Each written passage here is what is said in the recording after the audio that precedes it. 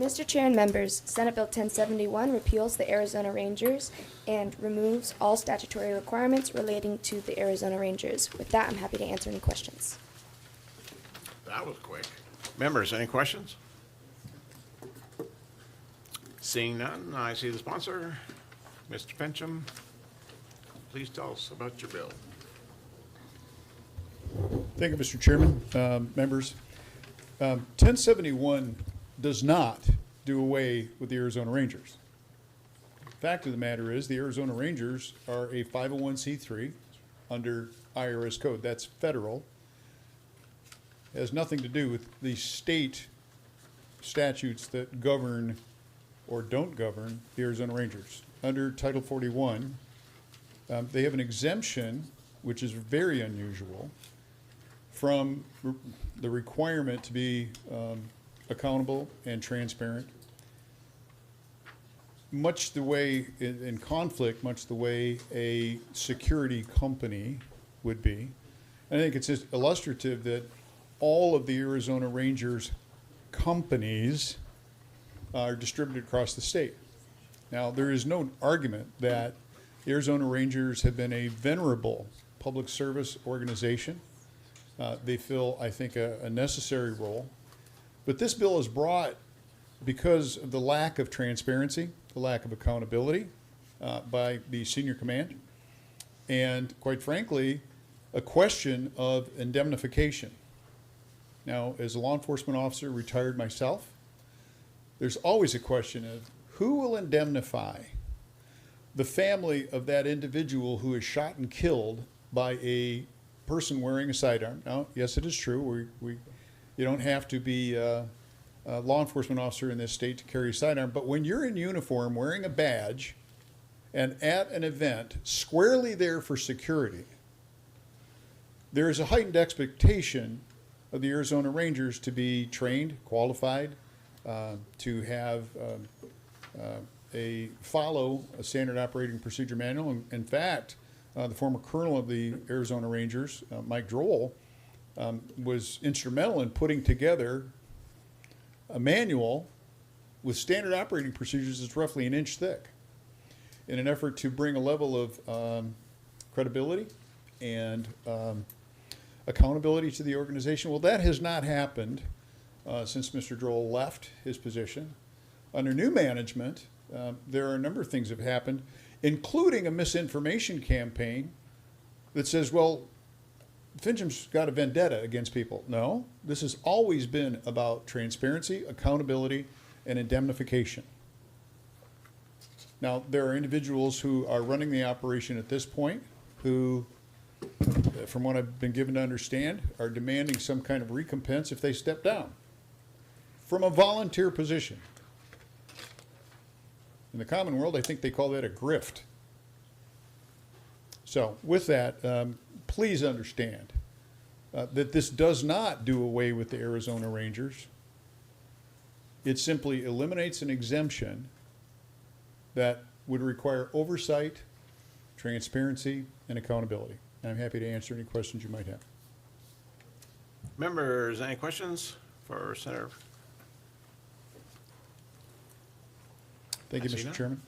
Chairman. I am due back in judiciary, if you will excuse me. Yes, sir. Thank you. Thank you, members. Thanks for coming in. You have 6 against and 4. Goodness. We have 6 people signed in to speak against this bill. I'm wondering, can you guys get amongst each other and decide which 3 you want to go forward with? Just like everybody else. I'm not going to give you guys special privileges. In the meantime, we've got 1 4. You want to bring them up? Well, you guys get together and figure out who's going to speak. We'll take the 1 4. Okay, Clifford Shamberg.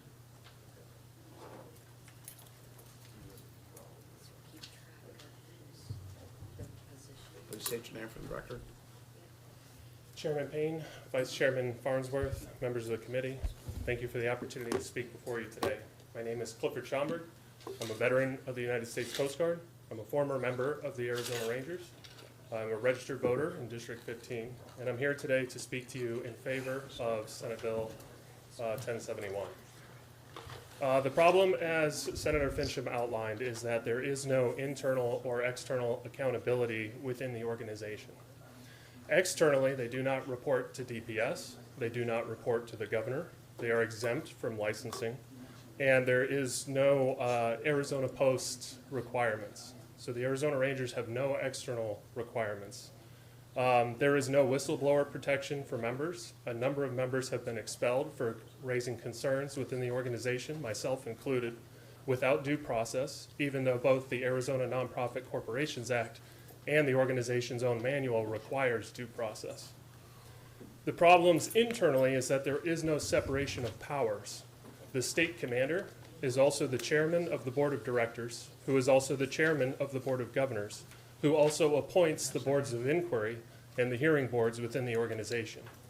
It is impossible to get a fair and impartial hearing for anything you are accused of within the Arizona Rangers.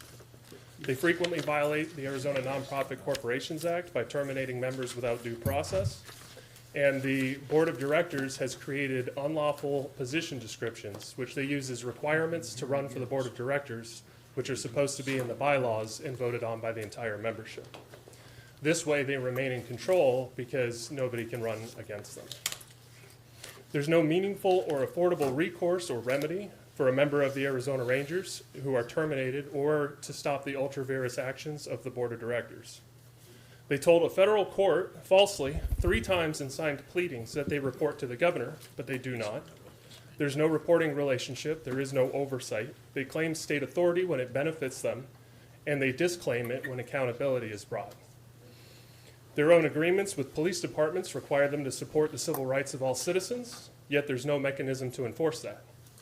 What do you do? Who do you complain to? DPS can't do anything. The governor's office can't do anything. The Arizona Rangers are without accountability and oversight. These are armed individuals with uniforms and badges, operating marked vehicles with emergency lights, performing traffic control at public events, and they are not accountable. We'll wrap up quickly. I'm not saying that Arizona should not have a volunteer law enforcement auxiliary. I think this is an important role, and there are a lot of good members in the organization. However, I'm in favor of repealing the statutes because they have not proven that they can be held accountable. Thank you. Members, any discussion? Any questions for him? Seeing none. Thank you. Thank you. I'm really confused. Michael Droll, weren't you signed in against? I mean, you signed in against, but aren't you really for? No, I'm against. You want this bill to fail? No, I don't Against think the that's a bill. solution to our issues. I'm sorry? I don't think that's a solution to our issues. All right. No, sir. All these are against the bill, Okay. including. So you guys figured out which 3 you want? Yes, Come right on up. thank you. We don't know which 3 you've chosen, so just come on up and introduce yourselves when you Yes, sir. come up, please. Mr. Chairman and members of the committee, thank you for the opportunity to speak today. My name is Michael Droll. I have more than 20 years of experience in law enforcement, professional security, and management prior to joining the Rangers, where I've been serving for 17 years. In 2017, I was elected to the Arizona Rangers Board of Directors, where I served 3 consecutive terms as a state commander. During my tenure, I was actively involved in the development, revision, and implementation of many of the governing documents, including those related to conflict resolution, due process, and corrective action. During my tenure also, and at the conclusion of my final term, the Arizona Rangers had grown to more than 500 members statewide. The organization was contributing over 100,000 volunteer hours per year, and expanding partnerships with both the legislature and local law enforcement throughout the state. As you're aware, Mr. Chairman, the Arizona Rangers have grown to more than, have served as a 501c3 law enforcement auxiliary for the past 68 years. The organization is comprised of dedicated volunteers from diverse backgrounds with law enforcement, emergency services, and military service. The Rangers have assisted law enforcement agencies across the state in numerous capacities, including patrols, responses to floods and fires, crime scene support, and providing security at public events, churches, schools, and other venues that don't have the resources to provide security or the financial resources to do so. When my term as a state commander concluded, I believe the Arizona Rangers were positioned to be among the most credible and effective law enforcement auxiliaries in the state's history. Unfortunately, 6 months ago, I became aware of some concerns raised by members of the organization, members of the public, and now the Senate committee. These concerns include alleged violations of Arizona Rangers Code of Conduct, due process rights, and questionable backgrounds of some of its members. I have made multiple attempts to address these issues with the board of directors, and based on a lack of response or interest in those efforts, I believe many of our organizational governing documents are not being followed. I also believe that leadership has misled some of the members through false or omitted information, something I've now personally experienced. Additionally, I'm aware of law enforcement records that raise additional concerns regarding integrity and past conduct of current and former board members. While I do not support SB 1071 as the appropriate solution to these issues, I do believe current scrutiny of the organization's leadership is justified and necessary. In my view, the Arizona Rangers' dedication and hard Wrap it work up. are deserving of high esteem. And I appreciate the Senators Fincham and Senator Payne's concerns over some of these issues. Thank you very much. Available for questions. Thank you, Colonel. Members, any questions for Mr. Droll? Comments? Yes. Thank you, Mr. Chair. Colonel, so you're coming here, you don't like the bill, but you believe there needs to be reform. Is that what I'm hearing? I think we need, I don't have the solution to oversight or how to solve our internal issues. I believe there are concerns that have been raised, but I'm not in support of 1071. Under the Department of Public Safety, which I have discussed several times with Department of Public Safety during my tenure, would require the removal of the uniforms we wear, the badge we carry, the name we have, and I don't see how we would function under the current organization that we have. The need and discussions about appropriations and money to fund law enforcement that do not have enough resources today. We put in 100,000 hours a year to support that for that shortfall. And we were at the Waste Management Open, we were at Barrett Jackson, we're out there today covering voids and vacancies that occur out there. And I believe it's a necessary function. We've operated all these years without incident. We always need more training. We always can improve in our abilities. So I think more transparency and more clear communication about what we need and what we need to do is absolutely appropriate. But I think that this bill would eliminate our opportunity to do that. Any more? Guess not.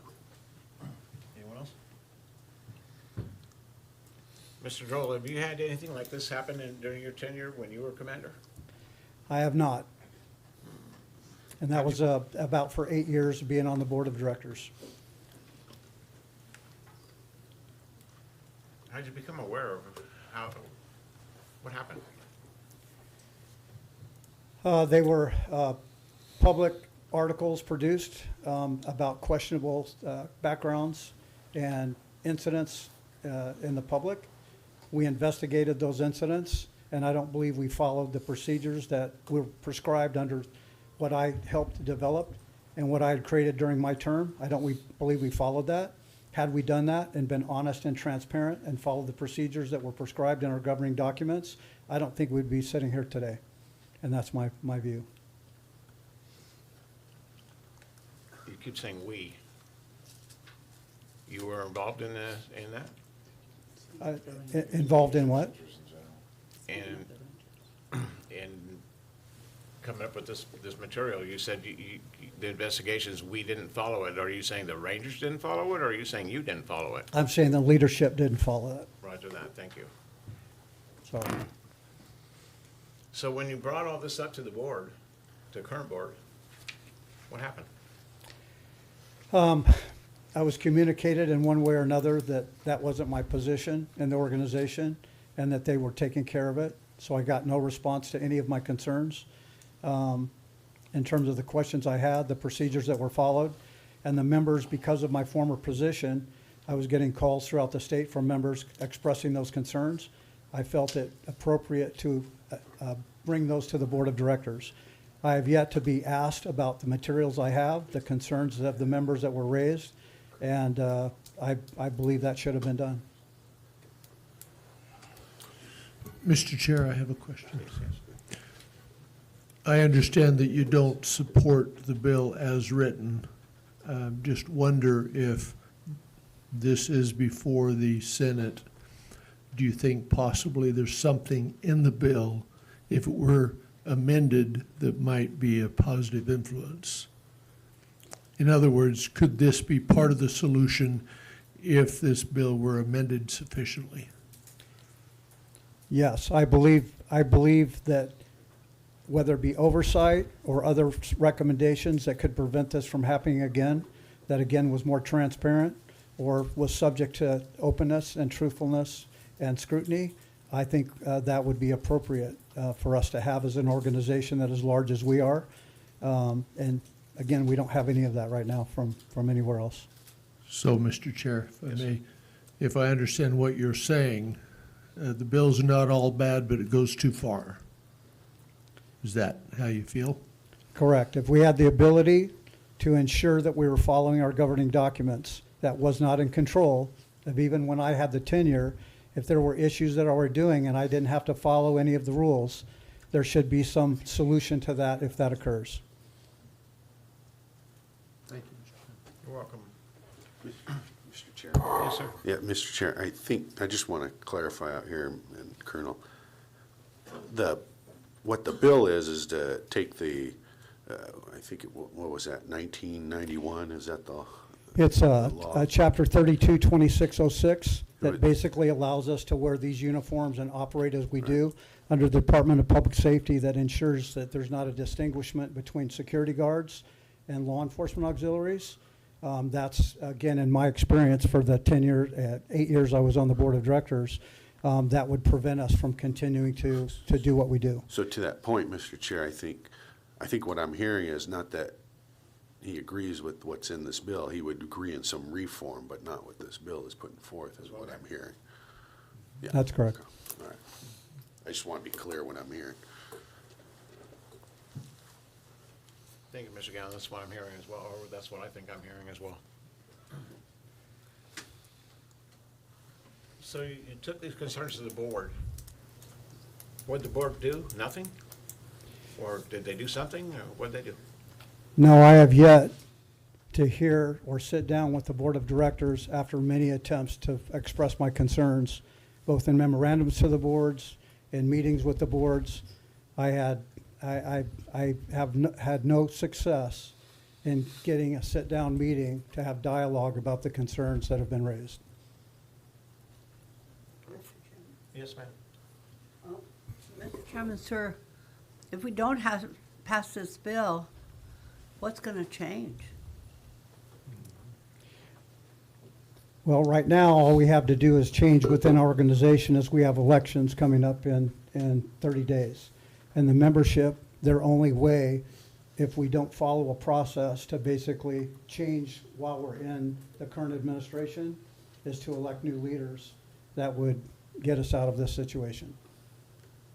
Well, Go ahead. I guess we're in, Mr. Chairman, a bad situation, but I don't know that your organizations, if they didn't trust you to make changes that you felt were necessary when you were in charge, what's going to be different? I mean, if we just kill this bill and say, go clean it up, how are you going to do that? I mean, I don't get it. We have no resources. I just don't see how it's gonna be different, or how we're gonna meet your goals of having an organization that's transparent and trustworthy. All I can tell you is that in the 17 years I've been here and the 8 years on the board of directors, we never had this issue under different leadership. And so, all I can say is that we would, if the members are unhappy, they have the ability to change the leadership to ensure we're following our governing documents. If they are not, I don't know what the recourse is. I know Title 10 allows an organization to remove board of director members by those statutes. Our governing documents don't allow that. We have to remove board of director members through cause. And if we're not allowed to follow the procedures to determine cause, then we're stuck with the members that were currently elected. Fortunately, we have elections every year to basically replace members and reevaluate the decisions that have been made. And we do have that recourse currently that's coming up shortly. But, Mr. Chairman, sir, it hasn't happened, even though you've had a change of officers, correct? Or has all this come up just within the last year? I'm only aware of this during the last 6 months when I was approached by other members in the organization expressing concerns that they were not allowed to express their concerns. I believe some of them, again, were told they can't talk, that this is all handled, everything is fine, there's no issues, and we have a lot of members that don't believe that. And so they have no recourse to do anything until the next elections, which are in, like I say, about 30 days. And to that point, we had one speaker already say that he was a whistleblower and got fired. Okay, thank you, Mr. Chairman. I'll So, pipe down for now. Thank you. I'm not trying to pipe you down. I know you're not. I want you to speak if you need to speak. I understand you have some documentation. You have documented quite a bit of this, if this book is yours. That book is not mine, but I believe that it has a lot of the same information that I have gathered or other members have shared with me. So I believe it to be the same, but I did not share that book. I believe we shared this with the leadership, current leadership, and I believe some of them have resigned, but I have asked them, we had a meeting back in, I think it was early December, could have been November. I can't remember exactly when it was, everything was kind of run together, but at any point, I asked for responses at that time. I have yet to receive any at all, even one. Well, I can't speak to that I response or what know promises. you weren't there, but 3 of them have resigned, I believe. I don't know if that's even One true. has stepped down, one has resigned relative to what I believe the concerns were mentioned, and for 3 members, and 1 member is still in place and present. And present. Hopefully we'll have from. That's all I got for you, sir. Thank you. Anyone else? Thank you, sir. Yes. Mr. Chair, members of the committee, for the record, my name is Joe McWilliams. I am the training director for the Arizona Rangers. I'm going to abbreviate my comments so I might be able to address the questions that were just asked by the panel with Colonel Droll. But relative to training, very briefly, there's been an assertion that training under the security officer Can you get statute. closer to them? Sure, sure. There's a button on, right by your right hand, on your, Oh, it raises and lowers the, there we go, does that work better? that's helpful. Very good, thank you. There is an assertion that the Arizona Rangers would have superior training under the security agency licenses and statutes, and I'd like to discuss training for a moment and the practical application of how the Rangers are used by law enforcement across the state. Very quickly, the Arizona Training Academy is a launching point for all candidates when they become an Arizona Ranger. It is modeled after the 585 program, which is the state program. It is about 20 hours. It launches then into another 20 hours of self-education with a video library, and then the recruit starts 30 hours of field training over the course of 3 months. And then they participate in training at the company level across all companies in the state. In the last 2 years, those totals have been about 88,000 hours of training. Some may think that's just an arbitrary number, but I will tell you that those numbers and our duty hours and the hours that we work for the organization are all part of our tax return. They're also part of underwriting standards with our insurance company. So those numbers that we shan't inflate them because it costs us more in insurance premium, nor shall we understate them because it jeopardizes our coverage. So you can rely on the numbers that I'm quoting. So the notion that training would be better as a security company, I think perhaps you know under the statutes, to be a security officer unarmed, you have an academy managed by the state for 1 day. It's an 8-hour course. If you're an armed security officer, you have an academy of 2 days. It's 16 hours. Now, metrics and numbers don't count for much until you look at practical application. We obviously can't go back all the way to 1957 and check all of our records, but I can tell you in the course of the last 25 years since the turn of the century, I will tell you as the training director, I also investigate use of force incidents. Since 1999, we lost one officer in a line of duty death shooting. He and his partner interrupted a bank robbery in Tucson. Sergeant Thomas was killed in the exchange of gunfire. His partner wounded the robber.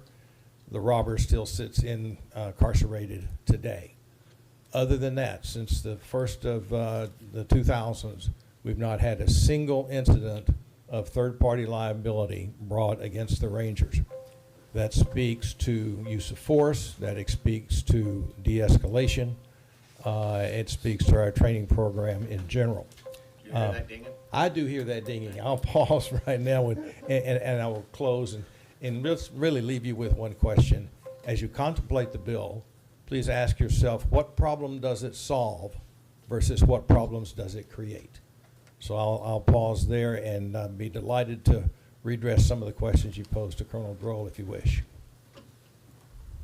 Members, any questions, comments? They don't have any. Okay. Chairman Payne, do you have any? Sorta. Is Mr. Adams, Penny, or Atkin here today? Lieutenant Colonel Penny is here. Colonel Adams is not here. Atkin? He is not here. He has resigned his position of the board. He was the first to resign his position of the board. All right. And as the company commander of the Yuma Company.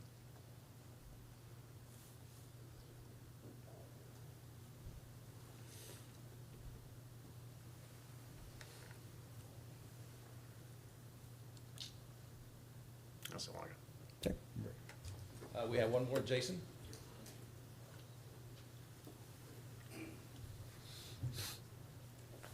Mr. Chairman, my name is Jason Dewey. I'm a former Assistant United States Attorney out of the Western District of Texas. I'm a former State Attorney out of Florida. I'm a former United States Federal Agent with the Department of Homeland Security, and I'm a former Reserve Military Officer. I retired in Scottsdale with my family, and I'm coming before you as a private citizen today. Senators, the solution that you asked for is very simple. That would have ensured this didn't happen. And you have to ask yourself the question, what is the commonality between Adams, Aitken, and Penny? And that was the deleterious information that was contained in their Arizona Post files. I'd ask you to look towards the Arizona Administrative Code, section R134-106, subsection C. That lists 8 criteria that background investigators must meet when clearing a background for a full authority peace officer. The Arizona Rangers already implement 6 of them. The only 2 that they don't implement are, number 1, a polygraph, which is about $3,000 per polygraph. And then number 2, we don't have access to Arizona Post files as a matter of right as a law enforcement agency. I would submit to this board that had we had that access, the information therein would have been discovered, and if it had been discovered, appropriately investigated. I'm not commenting on whether the information is true or not true, but we did not have that opportunity. The Arizona Rangers did not have that opportunity to investigate that information because as a matter of right, we're not considered a law enforcement agency by AZ post. I would ask you, as indeed I would urge you, to look towards my home state, Florida statute 32124, Ohio, Tennessee, Florida, New York, New Mexico, Colorado, all have law enforcement auxiliaries that bridge a gap between full authority police officers and reserve officers and civilians. Arizona Rangers already meet that. The question presented is how to implement that. I would urge you to do so by not removing the Arizona Ranger statutes that protect us, but indeed augment them by mandating the implementation and inclusion of Arizona Post. So we can look at those, so we can model 7 of those 8 criteria. And if we had done that, we wouldn't be here today. Ladies and gentlemen, I stand before you for any questions that you may have, and I thank you for your time. Thank you. Who would be oversight for these folks? Arizona Post. Arizona Post would be the oversight externally, as they are the governing body that develops the criteria for each law enforcement agency. My recommendation would be to codify the Arizona Rangers as a sworn auxiliary law enforcement organization, not a full authority organization, and give them the, as a matter of right, the ability to search Arizona Post files, to include that as, actually it's criteria number 7 from the administrative code. By doing that, that would open up the opportunity for internal affairs investigators and background investigators to see that information and investigate that as to whether or not to bring forward an Arizona Ranger and admit them or deny them. So the governing body would be the Arizona Post. It would be done by the Arizona Rangers, overseen by Arizona Post, in compliance with the Arizona Administrative Code that they already do. So it would just be a matter of moving the Rangers and their background investigative process and access under Arizona Post. Senator, I believe you and Senator Farnsworth had mentioned what a solution would be. That is indeed a solution. That's the solution to resolve this problem. And that's the commonality in almost all of these investigations, in almost all of these cases. There was deleterious information contained in the Arizona Post files that we didn't have access to. And so I would again urge this body to send the bill back to its author, or send it back to the appropriate committee from whence it came, and then amend it to include that and move it forward. That way you can keep the Arizona Rangers, bolster their credibility, and secure fortifications for the public. And with that, if there are any other questions? You could hold the bill and put it on next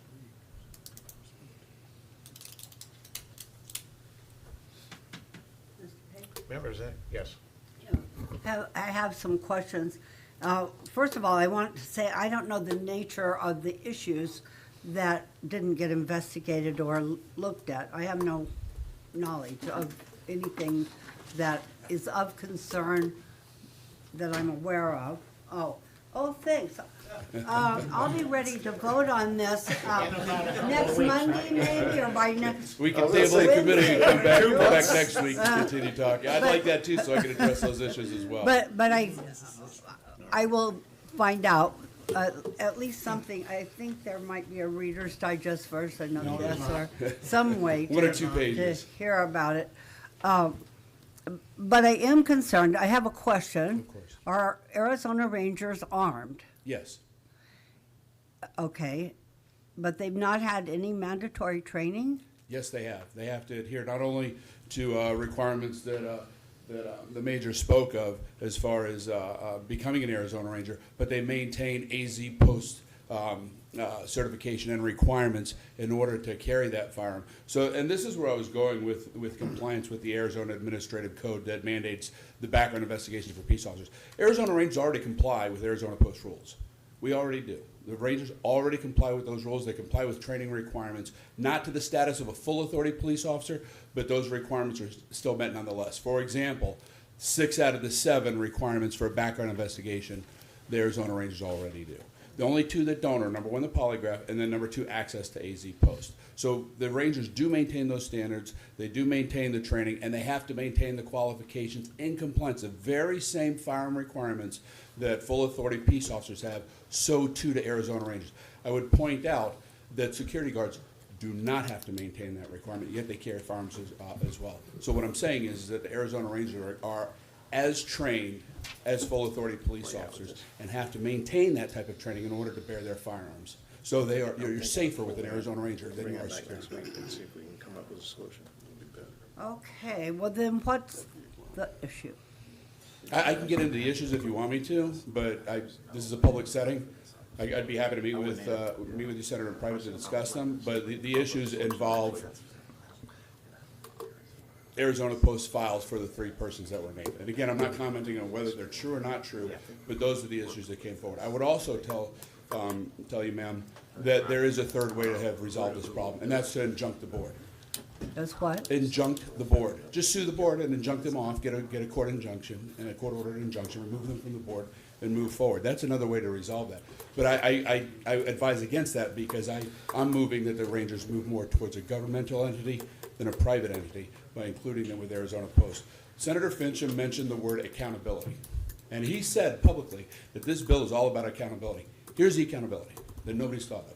Here's the accountability, and that's to put the Arizona Rangers, have them overseen by Arizona Post and have access to those Arizona Post files, so that way the Rangers could look at whether someone's been decertified, whether someone has an outlaw motorcycle gang connection that's suspected, or whether that someone may or may not have passed a particular Arizona law enforcement academy. We would have no way of knowing that. We would have no way of knowing that unless we had access to those AZ Post files. And if we had, that's something that would have come out in a background investigation and appropriately addressed. Whether it's true or not true, it could have been addressed at that time. But the question presented before the board is whether or not those protections exist. Right now they don't, they can be. I also detected a bit of pushback in the sense that, is there a way to shape this bill to move it forward? All mistakes are opportunities to make corrections. The correction is not to remove the Rangers in its entirety, and I would submit as the original DPS, not to remove them in its entirety, but to augment them and bolster them. And as I said, move that background investigation oversight under AZ Post, as is with every other law enforcement agency in the state. And I'd go even further, codify the Arizona Rangers as a sworn auxiliary law enforcement organization of the state of Arizona. But those protections can be implemented. I'd be happy to meet with anyone to discuss those, and they are already implemented in other states. They're already done. There are already law enforcement auxiliaries that bridge the gap. Doctors, lawyers, engineers, retired military, retired law enforcement don't have the time to go through a 9-month academy. And an auxiliarist could appropriately meet that role. It already happened in Globe with the disasters out there. The Rangers stood out there armed and provide protection. I've been on post, although I'm speaking to you privately, I've been on post where I've been left at that post by sworn law enforcement officers to guard that so they could respond to violent domestic violence calls or robberies. That's the role of the auxiliary. Security guards can't do that, they don't do that, and they don't have the firearm training that you spoke of that Arizona Rangers do. Okay, well, thank you, Mr. Chairman. Thank you, sir. I think I'm gonna have to get some information Indeed. offline, so thank you. And I'd be willing to meet with anyone with the appropriate chain of command authority to discuss these issues. And your name was again, sir? My name is Jason Dewey, D-U-E-Y. And I'm also Sorry, opposing- D-U, what? D-U, Delta Uniform, Echo Yankee, D-U-E-Y.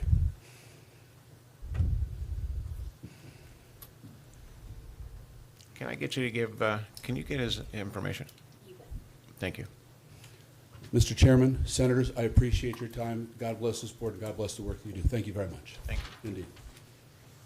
Members, now's our time for discussion. Mr. Chairman, Yes, sir.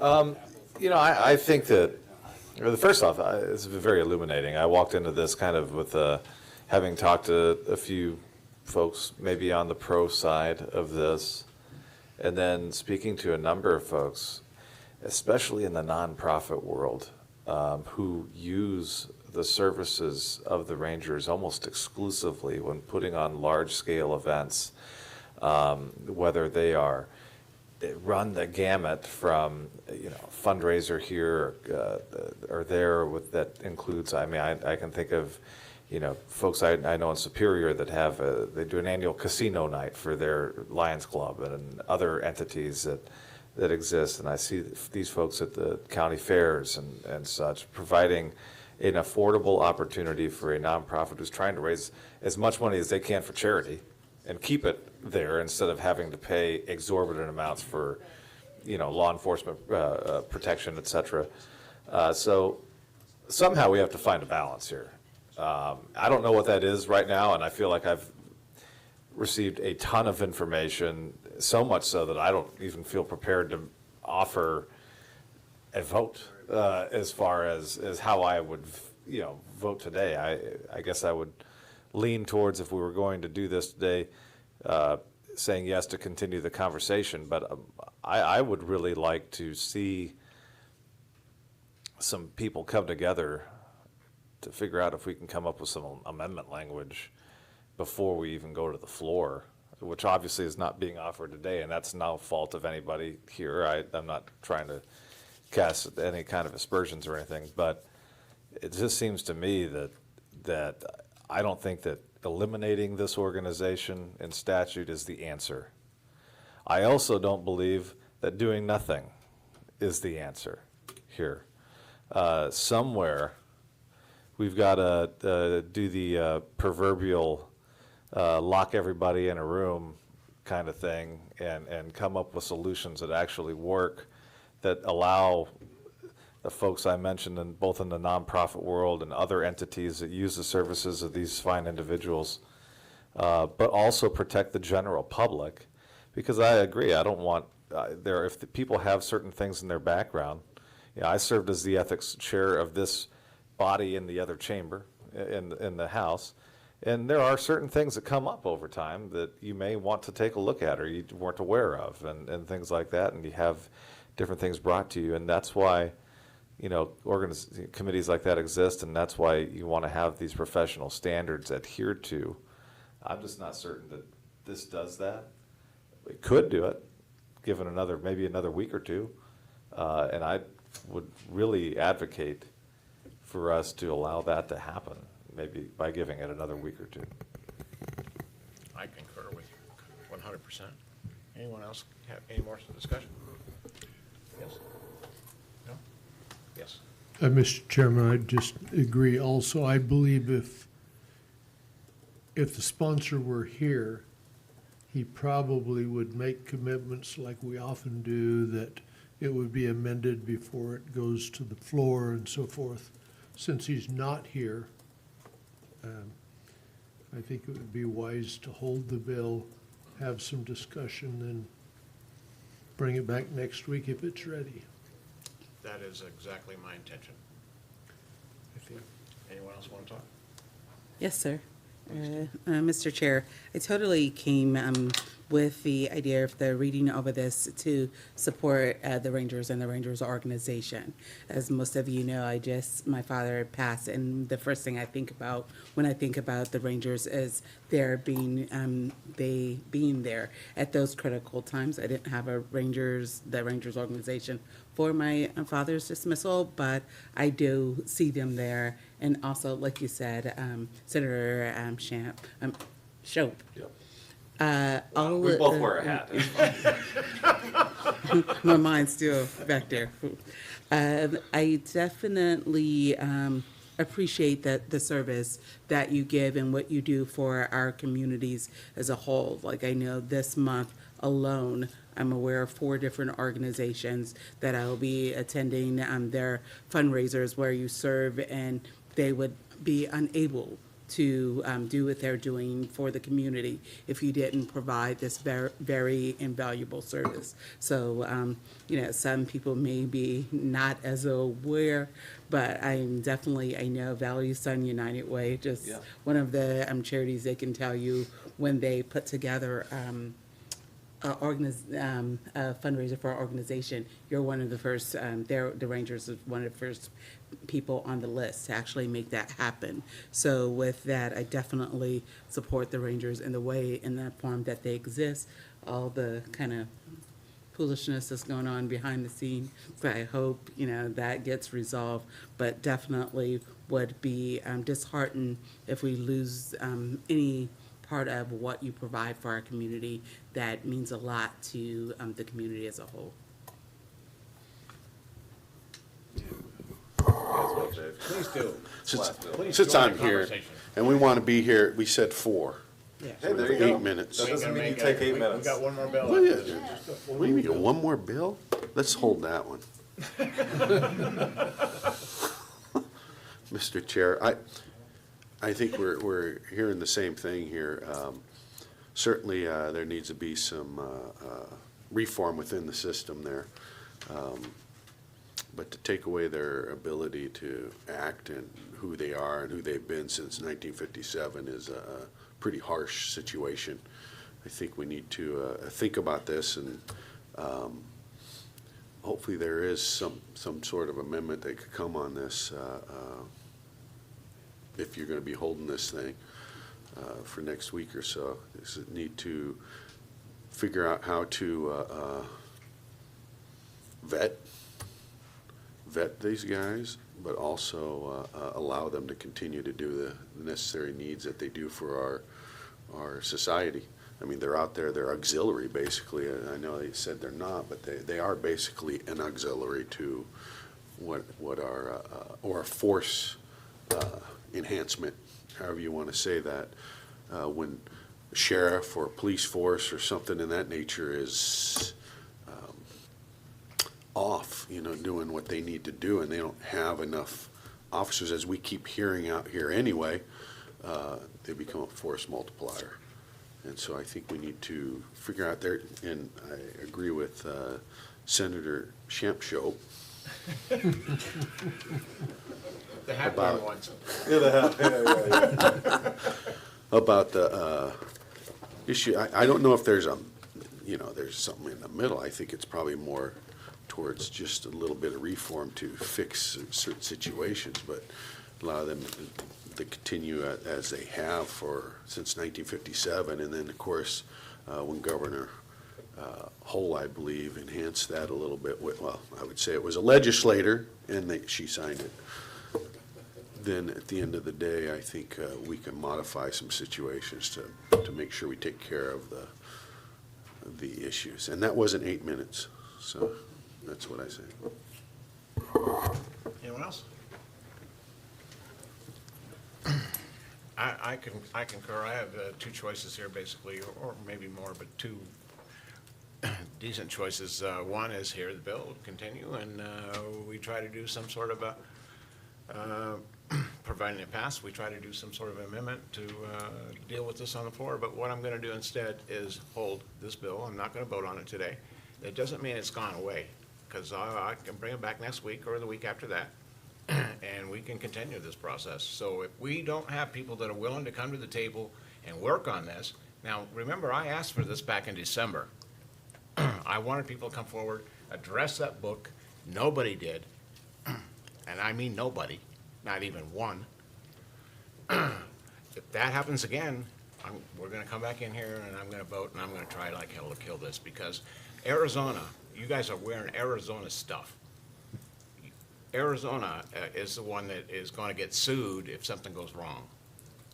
So we need to get this fixed, and if we don't get it fixed, we need to kill it. So with that, I'm going to hold the bill. Next bill, last bill. Still have one more.